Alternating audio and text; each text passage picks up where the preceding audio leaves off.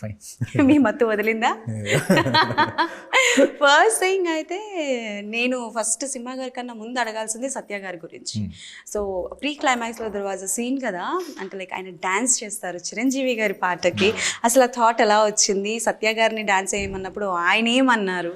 So అది బేసిక్గా చేసింది ఫస్ట్ పార్ట్ అప్పుడు షూట్ చేసిన సీన్స్ అనమాట, డ్యాన్స్ బిట్స్ అన్ని. ఓ సో ఫస్ట్ పార్ట్లో వీళ్ళు డ్రగ్ బ్లాస్ట్ అయినప్పుడు, హాలుసినేట్ అయినప్పుడు వస్తాయి అనమాట. సో అక్కడ లెంత్ ఇష్యూస్ వల్ల తీస్తాం. ఇక్కడ సెకండ్ హాఫ్లో సరే అప్పుడు ఫుల్ ఫీల్ అయ్యాడు అనమాట. సో బాగా ప్రాక్టీస్ చేసి ఒక 3-4 days ప్రాక్టీస్ చేసి 1 day షూట్ ఫుల్ డ్యాన్స్ కింద మీద పడి చేసాడు. మొత్తం ఎడిట్లో వెళ్ళిపోయిందని ఫుల్ ఫీల్ అయ్యాడు. ఫీల్ అవ్వట్లే, సెకండ్ పార్ట్లో పెడతా అనమాట. సో సెకండ్ పార్ట్కి వచ్చే టైంకి పెట్టలేదు, ఫస్ట్ ఇనీషియల్ కట్లో పెట్టలేదు అనమాట.